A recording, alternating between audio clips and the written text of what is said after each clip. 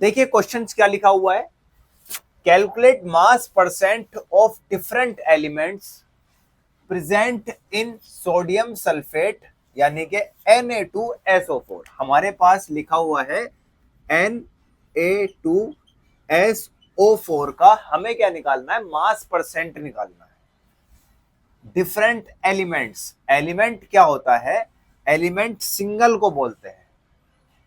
ये पूरा कंपाउंड है, हमें कंपाउंड के लिए नहीं बोला, एलिमेंट्स के लिए बोला है। मतलब सोडियम का अलग निकालना है, सल्फर का अलग निकालना है, ऑक्सीजन का अलग निकालना है। कहने का मतलब ये है कि इस पूरे कंपाउंड के अंदर सोडियम की जो परसेंटेज है वो कितनी है, सल्फर की जो परसेंटेज है वो कितनी है, और ऑक्सीजन की जो परसेंटेज है वो कितनी है। तो चलिए सॉल्व करते हैं। जब भी आपको इस तरह से क्वेश्चन दिया हुआ हो और आपसे कहा हो कि मास परसेंट निकालो अलग अलग एलिमेंट की, तो सबसे पहले इसका निकालना है आपको मोलर मास। क्या निकालना है, मोलर मास।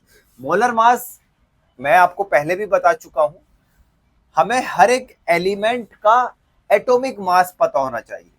जैसे यहां पे हमारे पास सोडियम है, सल्फर है और ऑक्सीजन है, ये हमारे पास तीन एलिमेंट है।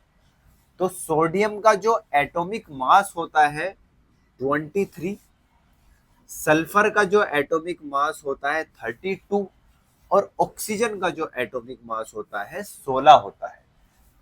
क्योंकि हमें ये Na2 दिया हुआ है तो यहाँ पे 2 से मल्टीप्लाई कर देंगे, सल्फर 1 है तो 1 से मल्टीप्लाई कर देंगे, ऑक्सीजन 4 है तो 4 से मल्टीप्लाई कर देंगे।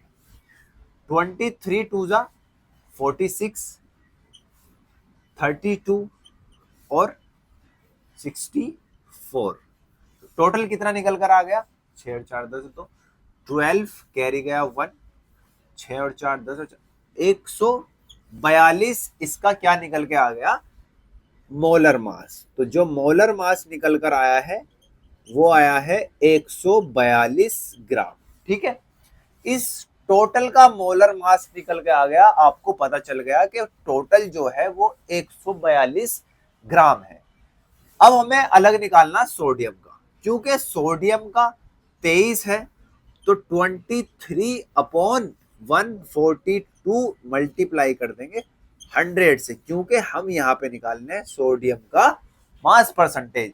तो जब आप इसको सोल्व करोगे जो आंसर आ जाएगा वही हो जाएगी सोडियम की परसेंटेज। सेम इसी तरीके से सल्फर की जब परसेंटेज आप कैलकुलेट करते हो, सल्फर दिया हुआ है 32, टोटल मास है 142 और 100 का मल्टीप्लीकेशन। आप आगे सोल्व कर लेना, मैं इसको सोल्व नहीं कर रहा हूं। लास्ट हमारे पास है ऑक्सीजन की परसेंटेज।